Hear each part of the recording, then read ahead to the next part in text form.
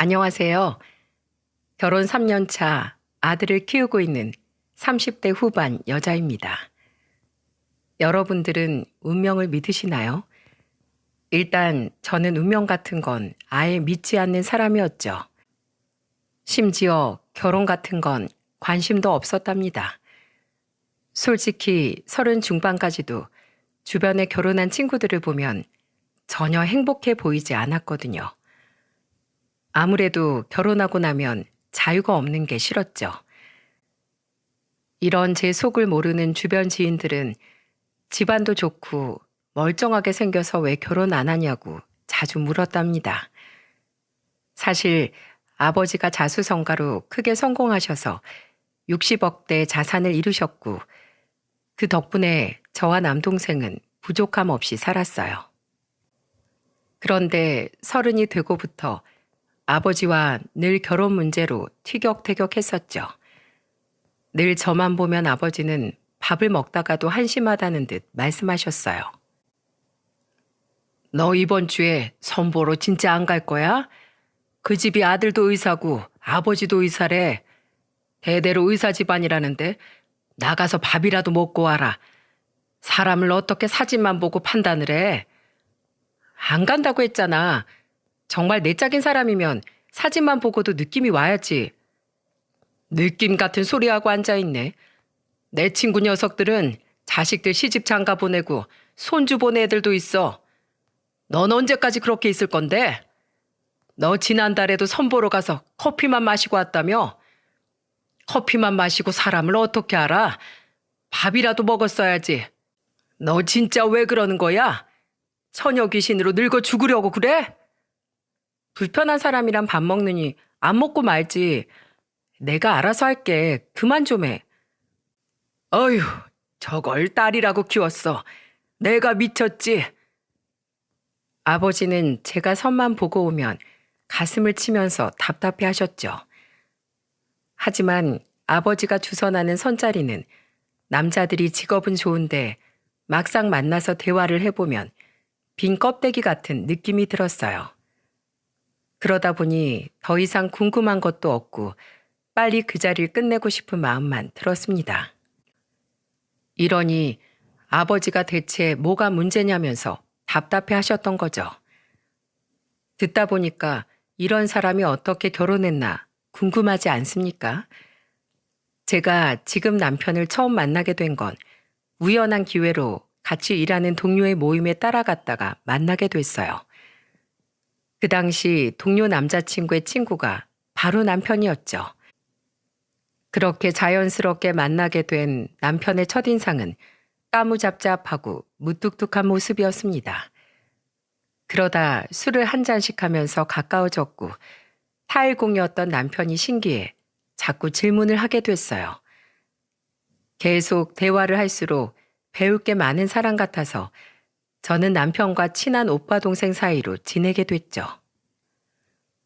그러다 또 다른 반전은 직업이 타일공이라서 엄청 투박할 줄 알았는데 의외로 섬세한 면이 많았습니다. 한 번은 퇴근하고 만나게 됐는데 제가 그날 불편한 구두를 신고 갔었어요. 그래서 발도 신경 쓰이는데 그날따라 가방마저 무거웠던 거죠.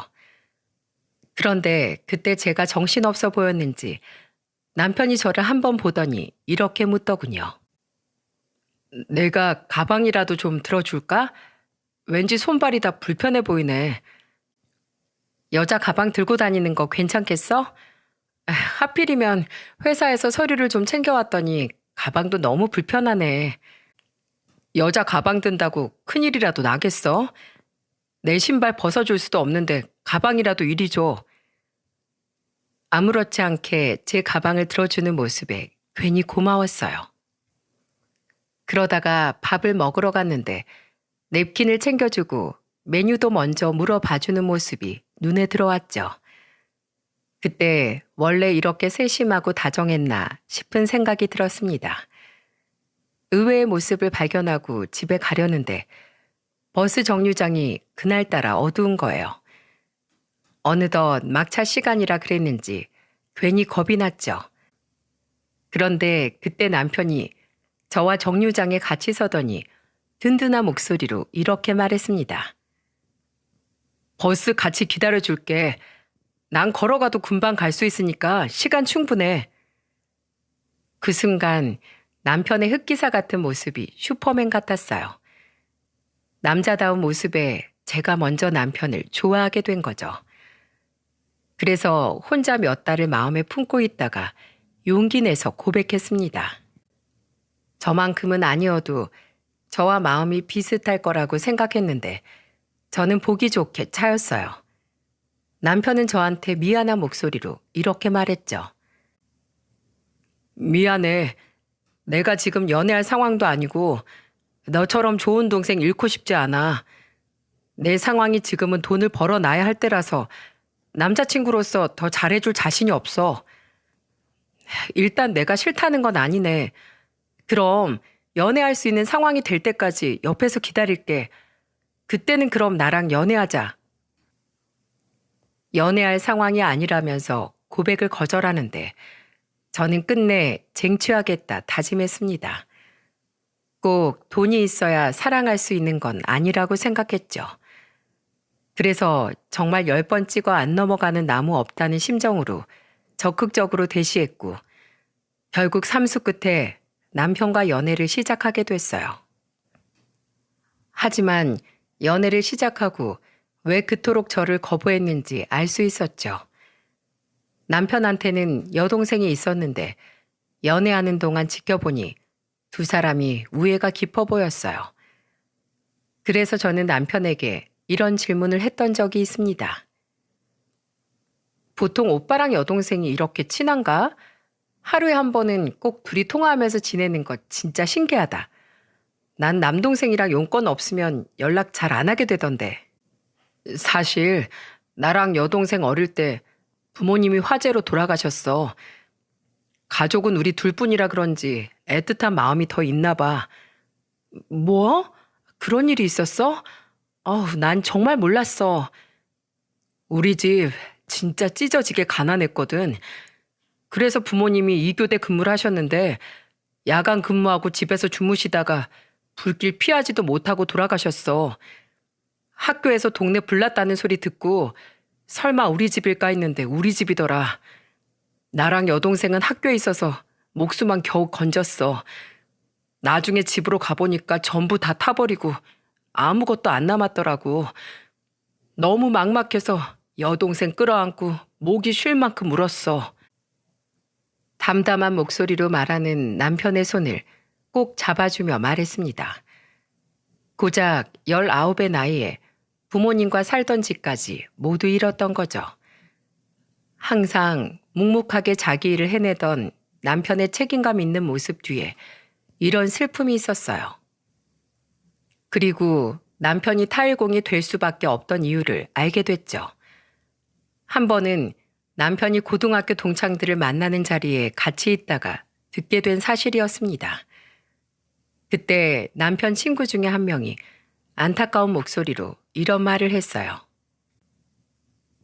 용철이 얘 학교 다닐 때 공부 진짜 잘했어요. 그래서 학교에서 진학 희망하는 대학교 쓰라고 할 때도 명문대만 썼었다니까요. 그때 그 사고만 아니었어도 용철이 이렇게 안 살았을 거예요. 진짜 제가 장담하는데 우리 중에서 제일 똑똑한 놈이었어요. 야, 넌 뭘 다 지나간 얘기래. 그리고 이렇게 사는 게 뭔데? 나 지금도 엄청 만족해. 남편은 친구의 말에 지금도 충분히 만족스럽다고 말했죠. 결국 남편은 부모님의 빈자리를 대신해 동생을 보살펴야 하니까 대학도 포기할 수밖에 없던 겁니다. 가슴 아픈 사연을 듣고 나니까 제가 이 남자를 더 지켜줘야겠다는 생각이 들었어요. 이렇게 대학 진학까지 포기하고 보살핀 여동생은 밝고 긍정적이었죠. 철도 일찍 들어서 고등학교 졸업하자마자 대기업 생산직에 취업해서 사회생활을 하고 있었답니다. 이렇게 둘이 의지하며 커와서 서로 우애가 남다를 수밖에 없었어요. 처음으로 남편이 저에게 아가씨를 소개시켜줬을 때 저는 깜짝 놀랐죠. 밝고 친화력이 좋아서 저를 보자마자 금세 언니라고 부르면서 대화를 하는데 오래 알던 동생을 만난 것 같았습니다. 그때 아가씨는 저한테 신이 난 목소리로 이런 말도 했었어요. 우리 오빠 진짜 진국이에요. 어른들도 오빠만한 사람 없다고 항상 칭찬만 했었다니까요. 누굴 만날까 궁금했는데 이렇게 근사한 언니를 만나고 있다고 하니까 저도 너무 기쁘네요. 나도 아직 오빠 보면서 배우는 게 더 많아. 우리 오빠가 잔소리가 좀 많은 편이긴 하죠? 다 피가 되고 살이 되는 말이라고 해도 너무 많이 하면 잔소리라 스트레스만 받는데 그렇죠, 언니? 장난스럽게 말하면서 남편이 잔소리가 많다고 놀리는 말에 저도 모르게 같이 웃음을 터뜨렸죠. 아가씨와 제가 합심해서 남편이 잔소리가 많다고 궁시렁거리는 모습을 보자 남편도 웃더군요. 그렇게 저는 아가씨와도 금세 친해져서 셋이 자주 만나서 밥을 먹기도 했습니다. 그러다 아가씨 생일이 다가왔을 때 저는 작은 선물을 준비했죠. 아가씨가 생일에 저도 같이 봤으면 좋겠다고 해서 남편과 같이 밥을 먹었어요. 제가 아가씨한테 선물을 건네자 아가씨는 금방이라도 울 것 같은 표정을 지으며 말했죠. 생일에 오빠랑 둘이서 보내다가 이렇게 셋이 모이니까 꼭 가족 같아요. 언니 정말 고마워요. 항상 밝고 잘 웃던 아가씨가 울먹이면서 말하는 모습을 보니까 괜히 찡했습니다. 선물을 뜯어보면서 행복해하는 아가씨 모습을 보니까 저도 다 뿌듯했어요. 그 후 남편과 아가씨를 집에 보내고 걸어가는데 남편이 저한테 이렇게 말했죠. 오늘 정말 고마웠어. 항상 내가 잘해준다고 해도 늘 외로웠었나 봐. 오늘 진짜 내 동생 내가 본 모습 중에 제일 행복해 보였어. 오빠 동생은 내 동생이기도 해. 앞으로 우리 생일도 동생 불러서 셋이 같이 보내자. 생일은 여러 사람이 축하해 줄수록 좋잖아. 제 말에 남편은 정말 고맙다면서 말했습니다. 그런 남편을 보니까 앞으로 더 이런 자리를 자주 만들어야겠다 싶었죠. 남매가 서로 위해주고 아끼는 마음이 있어서 그런지 서로 많이 의지하는 것 같았어요. 특히 남편은 여동생이 언제든 쉬러 올 수 있게 집 하나는 꼭 필요하다면서 성실하게 일해서 25평 내 집 마련도 해냈답니다. 처음 남편이 사는 집에 갔던 날 남편은 가슴 벅찬 목소리로 이렇게 말했죠. 이 집 마련하려고 내가 얼마나 안 먹고 안 쓰고 안 놀았는 줄 알아? 내가 편히 기대고 쉴 곳 마련하니까 이제야 두 다리 쭉 뻗고 잘 것 같아. 남편은 저한테 구석구석을 보여주면서 자랑스럽게 말했어요. 그 모습이 귀엽기도 하고 대단하기도 했죠. 모든 걸 잃고 좌절할 수도 있는 상황 속에서도 꿋꿋이 이겨내는 남편의 모습이 존경스러웠습니다. 그리고 이런 남편의 열정적인 면모는 사귀는 동안에도 자주 감탄하게 만들었죠. 그러다 저는 아버지가 차를 새로 바꾸게 되면서 기존에 타던 차를 저보고 타라면서 물려주신 적이 있었어요. 장롱 면허라서 완전 초보 운전이었던 저는 좋은 기회다 싶어 운전을 배우기 시작했습니다. 그때 저한테 운전을 알려준 사람이 남편이었죠. 그런데 운전은 가족이나 연인끼리 가르쳐주면 싸우게 된다는 말이 있지 않습니까? 솔직히 저는 남편이 아니라 제가 너무 못해서 저 스스로가 너무 답답해서 화를 냈었어요. 사람이 안 다니는 넓은 공터에서 배우고 있는데 자꾸 마음처럼 안 되는 주차에 화가 난 겁니다. 그래서 저도 모르게 남편을 보면서 이렇게 말했죠. 나 그냥 안 할래. 이깟차 팔아버리는 게 낫지. 주차도 못하고 기어 변속도 헷갈리는데 언제 배워서 도로 주행을 하러 나가. 에이, 안 해. 이제 겨우 운전 제대로 배우기 시작한 지 3일 차에 잘하면 그게 더 이상한 거 아니야? 세상에 쉽게 배우는 게 어딨어. 너도 회사 처음 들어가자마자 지금 위치는 아니었을 거잖아. 그러니까 쉽게 포기하지 말고 다시 해봐. 운전 별거 아닌 것 같아도 살다 보면 다 도움되는 거야. 출퇴근도 버스 타고 다니는 게 더 빠르지. 에휴, 무슨 차야. 그리고 못하는 거에 계속 도전하느니 잘하는 거 하는 게 낫지. 난 운전할 수 있는 신경 같은 게 없는 사람 같아. 난 뭐 타일공 되고 싶어서 된 줄 알아? 맨날 노가다 현장에 일용직으로 불려다니다가 타일공이 나이 들어서도 쭉 오래 할 수 있고 돈도 잘 벌린다고 해서 정말 그거 하나 보고 악착같이 배운 거야. 그러니까 배워야겠다는 마음이랑 목표만 있으면 누구나 다 처음 하는 일도 해낼 수 있어. 남편의 말에 고작 운전으로 징징거린 것 같아 괜히 부끄러웠어요. 왜냐하면 남편은 지금의 타일공이 되기까지 1, 2년 동안 자기 몸 갈아서 버텼다고 했죠. 한창 친구들은 놀고 있을 나이에 현장에서 무거운 포대자루를 나르는 것부터 시작한 겁니다. 또 그 당시 현장 막내라서 각종 허드렛 일도 도맡아 해야만 했다고 했어요. 그렇게 20대 청춘 다 바치고 거의 13년 동안 배운 기술로 지금의 반장 자리까지 오를 수 있던 거죠. 이런 남편의 일대기를 듣다 보면 쉽게 포기하겠다는 말도 안 나왔습니다. 남편 말에 자극을 받고 한 달 내내 운전 연수에 몰입한 결과 드디어 혼자서도 도로를 달릴 수 있게 됐어요. 못할 것 같은 일을 하나 해내고 나니까 굉장히 뿌듯했죠. 그래서 퇴근하는 남편은 가장 먼저 차에 태워보기도 했답니다. 남편은 그때 운전하는 저를 보면서 엄지를 들며 말했어요. 와, 드디어 혼자서도 잘 달리네. 그것 봐. 포기 안 하고 끝까지 하니까 다 할 수 있잖아. 잘했어. 남편의 칭찬에 훈장이라도 단 것처럼 기뻤죠. 저는 30 중반의 남편을 만난 뒤로부터 친구들이 어딘가 바뀐 것 같단 말을 많이 했었어요. 사랑해서 닮아가는 게 아니라 저는 남편을 존경하는 마음에 하나씩 변해가고 있었습니다. 예전 같았으면 저는 안 될 것 같은 일은 금세 포기했을 사람이었죠.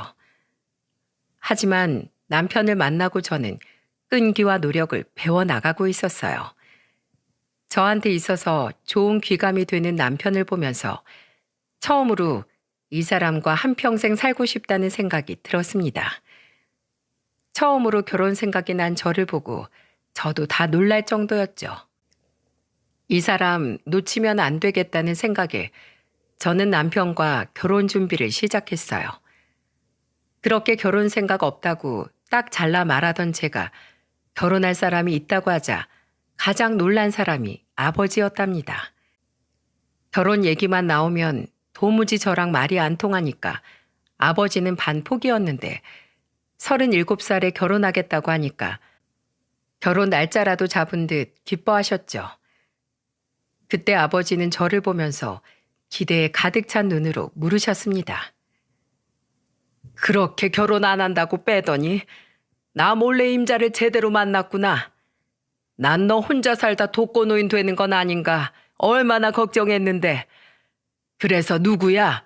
뭐 하는 사람이야? 의사야? 아니면 사업가? 혹시 이름만 대면 알만한 대기업 직원이냐? 어? 그게 돈도 나름 잘 벌어. 아버지의 기대 가득한 눈을 보니까 저는 쉽게 입이 떨어지지 않았죠. 남편 직업이 부끄러운 게 아니라 아버지가 기대하는 것과 조금 달라서 어떻게 말해야 하나 고민됐어요. 자꾸 저를 재촉하는 아버지를 보고 머뭇거리다가 저는 심호흡을 하고 아버지를 보며 입을 열었습니다. 아빠, 놀라면 안 된다. 난 미리 말했어. 안 놀라지. 우리 딸이 그동안 내가 주선한 선자리 다 파토내면서 내가 딱 알았잖아. 내 딸은 눈이 정수리에 달렸다. 어지간한 남자들은 눈에 안 찼던 거잖아.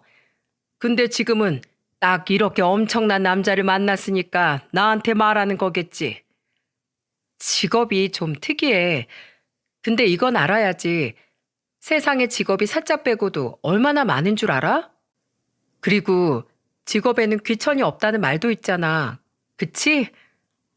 그럼 세상에 직업이 귀천이 어딨어? 도둑질만 안 하면 다 괜찮아. 아, 그래서 직업이 뭔데? 타일공. 뭐? 무슨 공? 뭘 안다고? 기대 가득한 아버지 표정은 금세 실망한 표정이었죠. 그러더니 저를 보면서 믿을 수 없다는 듯이 확인하려는 듯 물었습니다. 윤미야, 너 지금 이 아빠 놀리는 거지? 진심이에요. 2년 정도 연애했는데 그 사람 배울 점 많고 좋은 사람이에요. 타일공으로 오래 일해서 이젠 나름 자리도 잘 잡았어요. 아빠가 의사부터 대기업 남자들까지 난다 긴다 하는 놈들만 골라서 너한테 붙일 땐 거들떠도 안 보더니 이제 와서 뭐 탈공? 내가 널 어떻게 키웠는데? 설마 너 그 탈공인가 뭔가 하는 놈 집에 가서 인사하고 온 거 아니지? 그 집 부모들 보고 온 거야? 어릴 때 사고로 부모님 다 돌아가셔서 여동생밖에 없는 사람이야. 이런 정신 나간 거사. 안 된다. 하다못해 부모라도 있어야 할 거 아니야. 비빌 언덕도 없는 놈한테 네가 시집을 왜 가? 돈도 없고 노가다꾼에다가 심지어 부모도 없어? 이 결혼 내 눈에 흙이 들어와도 절대 못해. 목 놓아 울기 시작하는 아버지를 보니까 저도 마음이 아팠어요.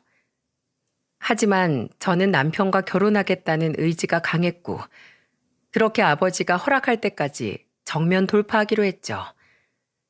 그리고 얼굴도 안 보고 대화도 한번 해본 적 없이 직업만으로 반대하는 건 아니라고 생각했습니다.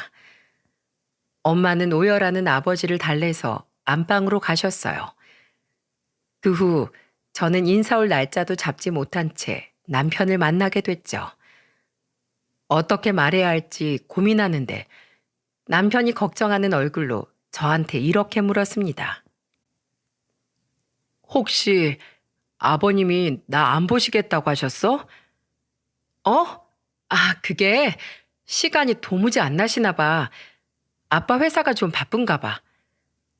윤미야, 나 괜찮아. 그렇게 둘러대면서 말 안 해도 난 아버님 다 이해해. 솔직히 내 조건이 너한테 가당키나 하겠어? 결혼을 계산기만 두드려서 하나? 아무것도 없이 시작해도 둘이 마음만 맞으면 충분히 잘 살 수 있어. 그러니까 일단 나만 믿고 있어봐. 분명 아빠도 한번 보자고 하실 거야. 한껏 걱정하는 남편을 보니까 괜히 미안했어요. 그래서 그날부터 하루라도 빨리 아빠와 남편이 정식으로 만날 자리를 만들자고 다짐했죠. 분명 아빠도 남편과 대화를 해보면 선입견이 깨질 거라고 생각했습니다. 이 기간이 무려 한 달 정도 됐던 것 같아요. 다 지나고 보니까 그땐 그랬지 하면서 이렇게 사연도 쓰고 있지만 당시에는 마음고생도 많이 했었죠. 제가 그때 정면 돌파했던 첫 번째 방법은 어른스러운 제 모습을 보여주고자 다짐했습니다. 자식은 나이가 들어도 부모한테는 평생 물가에 내놓은 애 같다는 말이 있지 않습니까? 그래서 의젓한 모습을 보여드리고자 말투까지 바꿨죠. 그때 주방에 저녁 준비가 다 된 걸 보고 저는 거실에 있던 아버지한테 가서 목을 가다듬으며 말했습니다. 아버지, 진지 드세요. 평소 같으면 아빠 식사하세요라고 했을 텐데 갑자기 달라진 제 모습을 보니까 아버지는 어이없는 표정을 지으셨어요. 그러더니 코웃음을 치면서 저한테 이렇게 말하셨죠. 뭐? 진지? 너 때문에 내가 입맛이 아주 뚝 떨어졌어. 넌 아주 볼살이 오른 게 살만한가 보다. 이 아버지 속 뒤집어 놓고 그 자식이랑 아주 깨가 쏟아져? 아빠, 무슨 말을 그렇게 해. 아빠가 밥을 못 드신다는데 내가 어떻게 행복하겠어. 됐어. 내 배는 내가 알아서 할 테니 너도 네 마음대로 살아. 아버지는 제 작전에도 냉정하게 안방으로 가버리셨어요. 서 있는 저를 쌩하고 지나쳐서 방으로 들어가시는데 진짜 험난한 길이겠다 싶었죠. 그런데 제가 아버지를 설득하려고 계획을 세웠던 것처럼 아버지도 맞불 작전으로 나오기 시작하는 거예요. 아버지 작전은 저를 무시하는 거였답니다. 심지어 제가 전화를 해도 아버지는 아예 받지도 않으셨죠. 어째 제가 나설수록 꼬여만 가는 것 같아 속상했어요. 힘이 쭉 빠진 채 다음날 출근하려는데 신발장에 아버지와 딱 마주친 거죠. 그런데 그때 제가 출근하려고 꺼내둔 구두를 보시더니 발로 뻥 차버리는 겁니다. 그러더니 뾰로통한 목소리로 저를 보고는 이렇게 말했어요. 회사 출근하는 애가 높은 구두를 신고 가? 발목이 부러져 봐야 저게 얼마나 위험한 물건인지 알지. 꼭 넌 똥인지 된장인지 찍어 먹어 봐야 알아? 어휴, 진짜 어떤 놈을 만나고 다니는지 답답하다 정말. 그만 좀 해요. 뭘 그만해? 너나 그만해.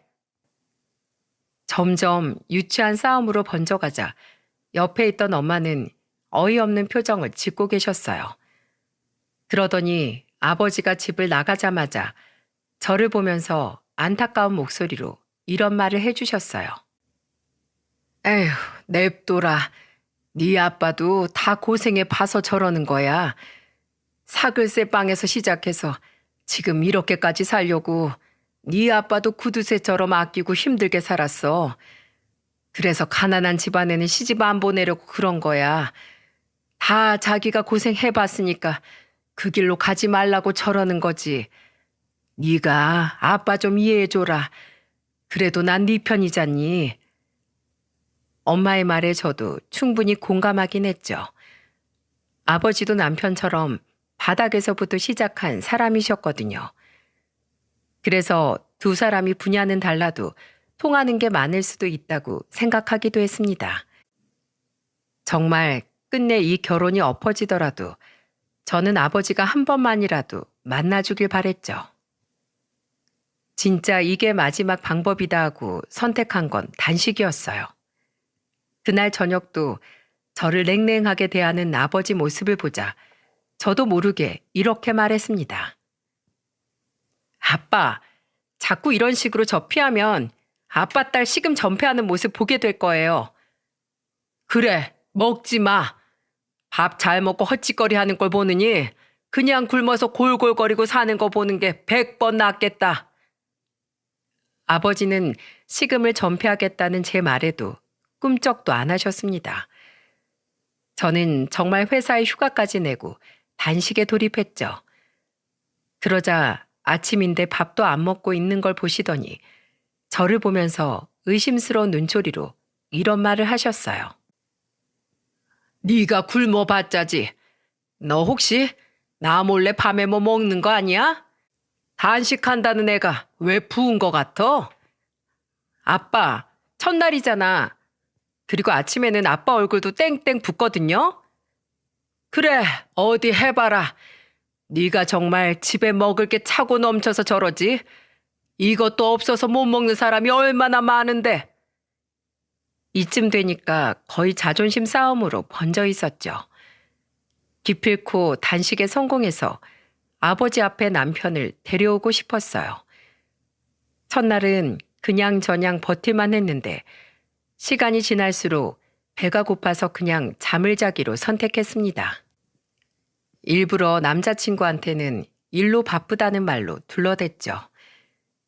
괜히 걱정할 것 같아서 말하고 싶지 않았어요. 그렇게 다음 날이 됐고 아버지는 또다시 저를 보더니 눈을 흘겨보며 장난스럽게 말했습니다. 아이고, 단식하느라 고생하십니다. 네, 아버지 덕분에 안 해도 될 경험을 다 해보네요. 내가 먹지 말라고 했냐? 왜 내 탓이야? 그래서 오늘은 안 먹어? 아빠 많이 드세요. 제목까지 아주 2그릇 드시고 가세요.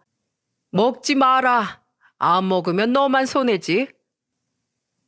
아버지는 이렇게 말하더니 일부러 저를 놀리려는 듯 저를 보면서 요란스럽게 밥을 먹기 시작했습니다. 그렇게 이틀이 지나자 점점 힘이 들었죠. 주방에서 맛있는 음식 냄새가 날 때마다 곤욕이었습니다. 그러다 3일차에는 거실에 힘없이 누워있는 저를 보고 아버지가 제 앞에 쟁반을 들고 와서 장난을 걸며 말했어요. 방금 배에서 꼬르륵 소리 났는데 먹고 싶지?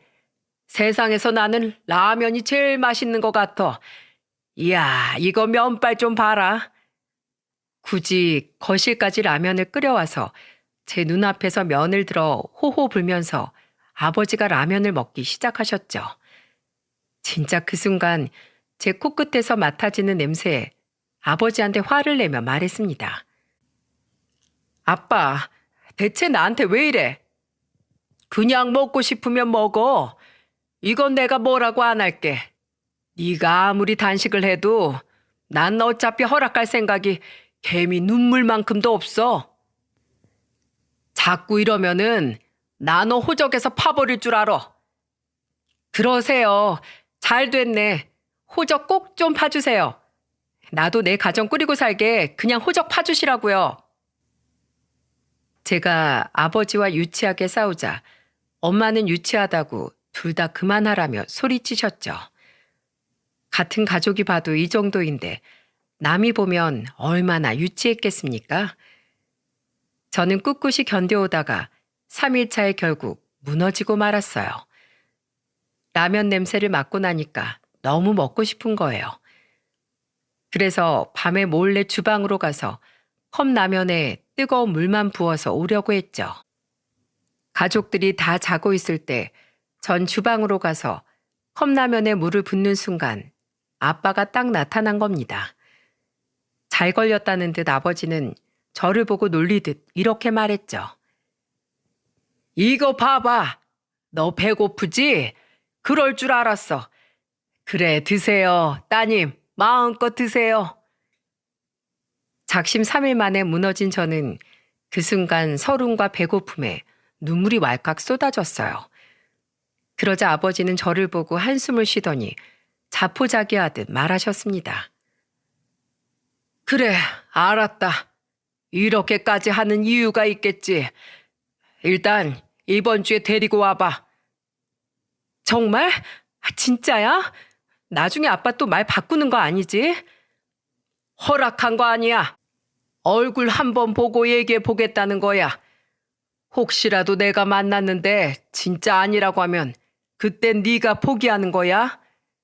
아빠, 진짜 고마워요. 분명 마음에 들 거야. 에휴, 자식 이기는 부모 없다더니 내가 이러고 살 줄 몰랐네. 에휴. 그렇게 아빠를 거의 1달 넘게 설득한 끝에 집에 남편을 데리고 인사를 올 수 있었죠. 이 기쁜 소식을 곧장 남자친구에게 달려가 말했어요. 그때 남편은 저와 같이 기뻐하다가 갑자기 걱정이 됐는지 걱정하는 모습이었습니다. 그래서 남편에게 괜찮을 거라며 다독여주며 응원했죠. 그 후 아버지와 약속한 날 당일 남자친구는 청심환을 챙겨 먹을 만큼 긴장했어요.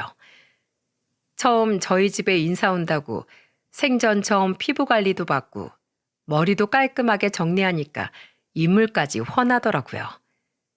게다가 거금을 주고 맞춤 정장까지 사온 거예요. 이렇게 만반의 준비를 하고도 문 앞에서 남편은 떨린다면서 이런 말을 했죠. 윤미야, 나 너무 떨려서 못 들어갈 것 같아. 오빠 이런 사람 아니잖아. 괜찮아. 내가 옆에 있을게. 나도 왜 이러는지 모르겠어. 나 속이 너무 답답해. 실수하면 어떡하지? 그러면 다음으로 미룰까? 제 말에 남편은 호흡을 가다듬기 시작했습니다. 그리고 다시 한번 목을 가다듬고 저를 보면서 결심한 듯 들어가자며 제 손을 잡았죠. 그리고 직접 초인종 누르고 집으로 같이 들어갔답니다. 아버지는 제가 남편과 온다는 말에 미리 집에서 기다리고 계셨어요. 엄마는 주방에서 일하시는 아주머니와 진수성찬을 준비하셨죠. 막상 제가 늘 지내던 집인데도 낯설고 어색했습니다. 저도 이 정도인데 남편은 얼마나 긴장했겠어요? 남편은 집에 들어오자마자 거실에 앉아있던 아버지께 인사를 드리며 큰 소리로 말했어요. 안녕하세요. 김용철이라고 합니다. 초대해 주셔서 감사합니다. 아버지는 우렁차게 인사하는 남편 얼굴을 보려고 몸을 돌리셨죠. 그런데 아버지가 남편 얼굴을 보자 놀란 표정을 하시는 겁니다. 그리고는 금방이라도 뒤로 넘어갈 듯이 놀란 표정으로 자리에서 일어나더니 이렇게 말하셨어요. 자네는 그때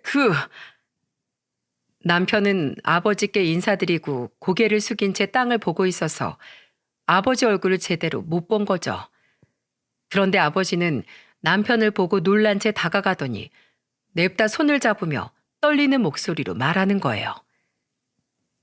자네 혹시 그때 그 총각 아닌가? 네? 저요? 갑자기 남편 손을 잡는 아버지 행동에 놀라 남편도 아버지를 그제야 바로 보게 됐습니다. 그러자 남편도 깜짝 놀란 표정으로 아버지 손을 맞잡으면서 잘 계셨냐고 하는 게 아니겠어요?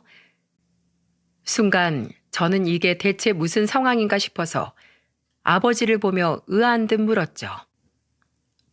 둘이 아는 사이야? 이미 두 사람은 이 집안에 둘만 있는 듯 둘이서 대화를 주고받기 시작했습니다. 아버지는 여전히 남편 손을 꼭 잡고 울먹이면서 말했어요. 자네 맞지? 그때 그 고속도로 맞지 않아? 네, 맞습니다. 이렇게 만날 줄은 정말 몰랐네요. 그때 그렇게 사라져서 내가 얼마나 아쉬웠는 줄 몰라. 꼭 은혜 갚고 싶었는데 왜 그렇게 사라졌어? 나한테 빚은 갚게 해줘야지. 아닙니다. 그때 어떤 상황이 와도 누구나 다 그렇게 행동을 했을 겁니다. 저는 할 일을 했을 뿐이에요. 우리 윤미가 자네를 만나고 있는 줄 알았으면 당장 만났을 거야. 자네면 합격이지. 더 보고할 게 뭐가 있겠어? 그동안 반대하던 아버지가 얼굴만 보고 합격이라는 말에 어리둥절했습니다. 그래서 저는 답답해서 눈물의 제외를 하고 있는 두 사람에게 말했죠. 무슨 일인데 나한테도 설명 좀 해줘. 제 말에 아버지는 일단 앉아서 얘기하자며 거실에 둘러앉았어요. 그리고 아버지가 털어놓은 사실에 온 가족이 놀라고 말았죠. 5년 전 아버지는 지방에 출장을 다녀오시다 큰 사고를 당했던 적이 있었습니다. 고속도로에서 승용차끼리 난 사고였는데 길이 미끄러워서 차들이 전부 뒤엉킨 큰 사고였죠. 회전하던 차가 가드레일과 다른 차들끼리 부딪히면서 정말 크게 찌그러져 있었어요. 당시 운전자였던 아버지는 문도 다 찌그러진 차에 갈비뼈가 부러진 채 피를 흘리고 있었다고 했습니다. 그때 차에서 연기가 나는 걸 보고 탈출하려고 안간힘을 썼다고 했죠. 그런데 갈비뼈도 다 부러지고 차 문도 다 찌그러져서 문이 열리지 않았던 거예요.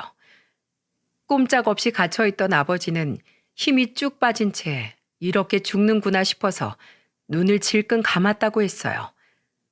그런데 어디선가 쾅쾅하는 소리가 들려 소리가 들리는 창문 방향을 봤더니 한 청년이 망치를 들고 창을 부수고 있었다고 했죠. 아버지는 사고 순간을 떠올리다 울먹이면서 이런 말까지 하셨어요. 다 끝났다고 생각했는데 그 순간 이 총각이 내 차 창문을 부수고 있더라고. 나한테 계속해서 정신 차리세요. 사장님 정신 차리세요. 목이 터져라 외치는데 내가 정말 너무 고맙더라고. 알고 보니까 그때 남편은 아버지 교통사고 현장을 목격한 목격자였습니다.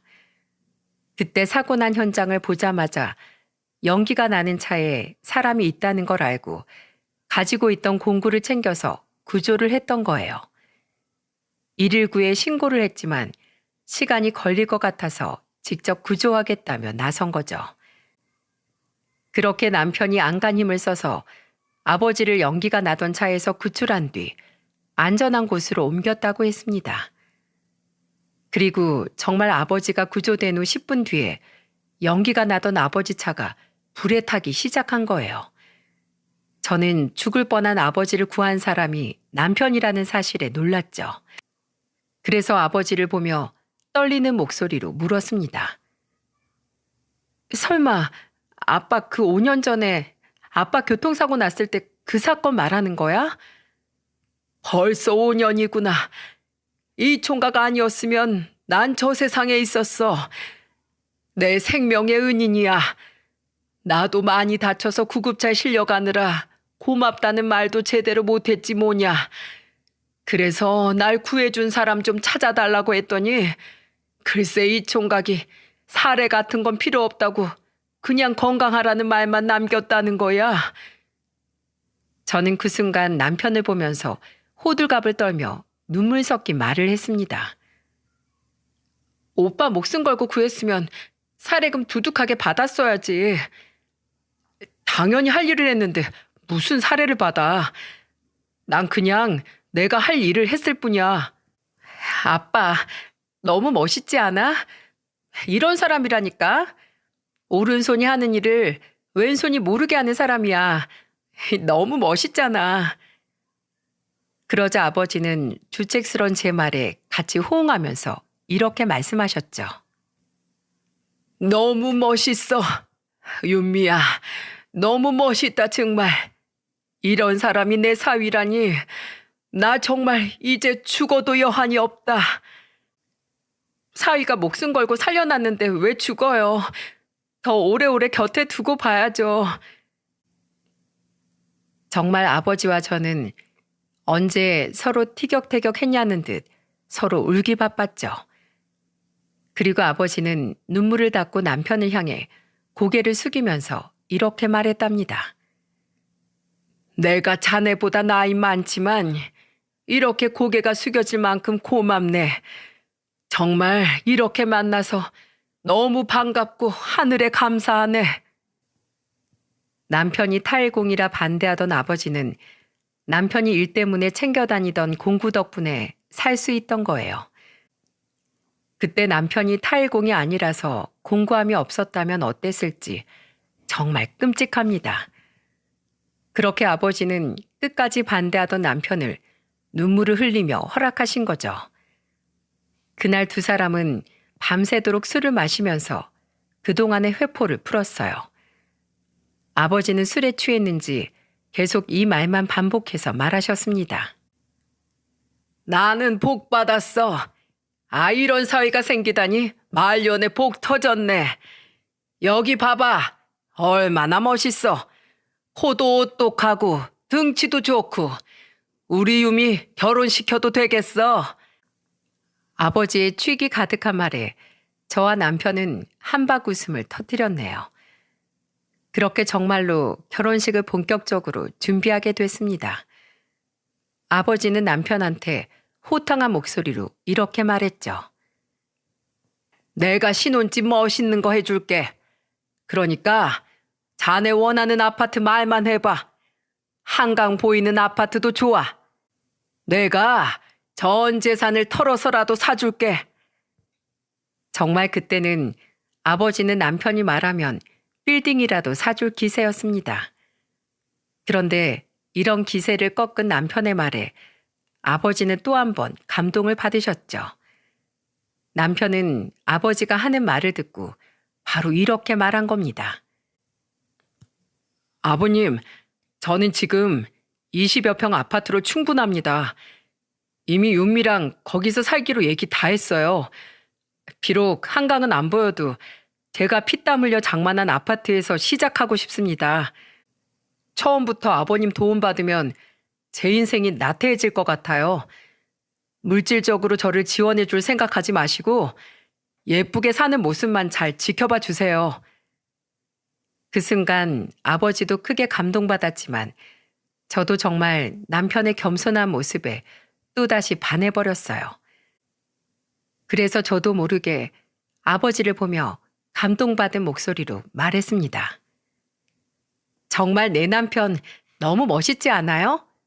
아빠, 내 남편 이런 사람이야. 그래, 내 사위 진짜 멋있다. 너무 멋있어. 어디 내놔도 1등 사위감이야.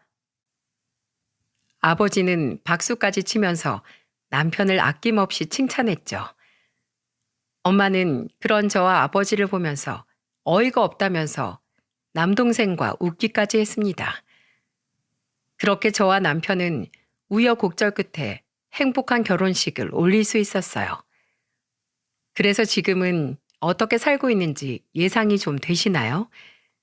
3년이 지난 지금 남편과 아들 낳고 정말 행복하게 살고 있답니다. 특히 아가씨는 조카 본다고 아주 문턱이 닳도록 오고 있어요. 회사 근처에 사는데 한 번 오면 시간 가는 줄을 몰라서 아예 자고 가기도 하죠. 한 번은 아들이 너무 울어서 힘들었는데 아가씨가 달래자 뚝 그치는 겁니다. 그래서 아가씨가 웃으며 이렇게 말했어요. 새언니, 얘가 자기 예뻐해주는 사람을 아나 봐요. 저 매일매일 와야겠어요. 자주 와요. 아가씨 오면 나도 편하고 좋죠 뭐. 항상 아이를 봐주는 아가씨 덕에 저는 편했습니다. 이제 가장이 된 남편은 더 열심히 일해야 한다면서 지금 더 일을 열심히 하고 있죠.